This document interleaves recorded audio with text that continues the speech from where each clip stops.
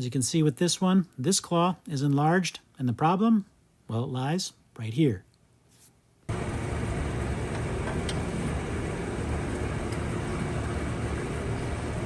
So a little context with this particular cow.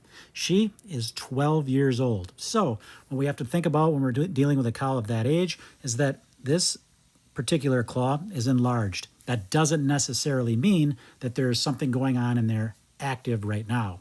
Now with her, there actually is, but just because we see that enlarged claw, that can actually be something that's happened many years prior, and that claw is going to stay enlarged. It's not going to go back.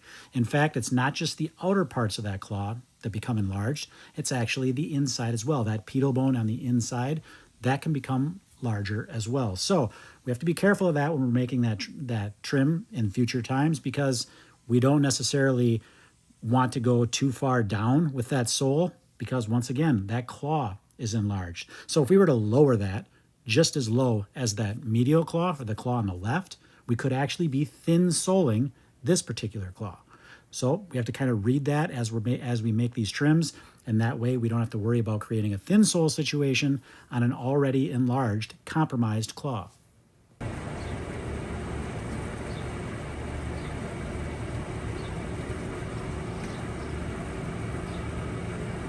Now, another thing you'll commonly see with an enlarged claw like this is that redness mottled throughout that claw.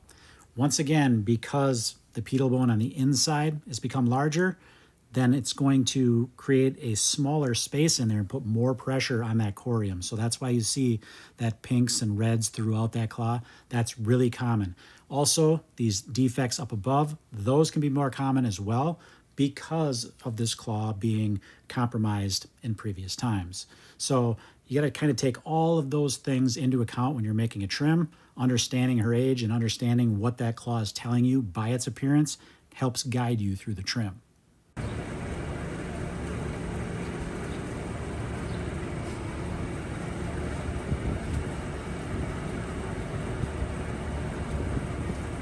Now, a lot of times these will track all the way out up top at the hairline.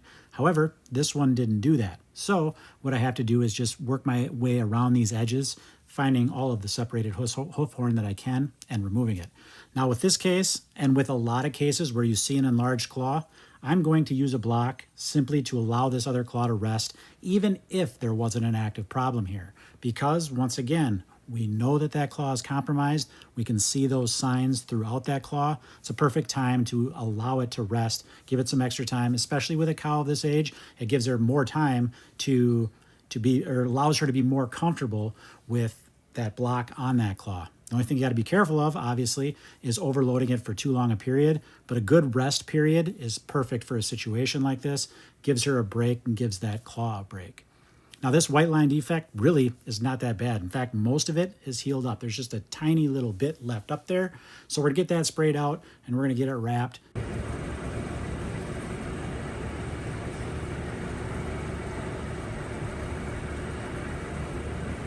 So if this cow is 12 and she's considered to be older, how old do cows live? Well, the oldest cow that I've ever trimmed was 19 years old, confirmed age, I should say. I did trim one that the farmer claimed was 30 years old. However, that may have been an exaggeration. You never know with farmer stories. But generally speaking, over 10, that's an older cow. Average age, I'd say, of the cows that we see on this channel are anywhere between 3 and 7 years old. This girl, well, she's starting to show her age a little bit. But guess what? So am I.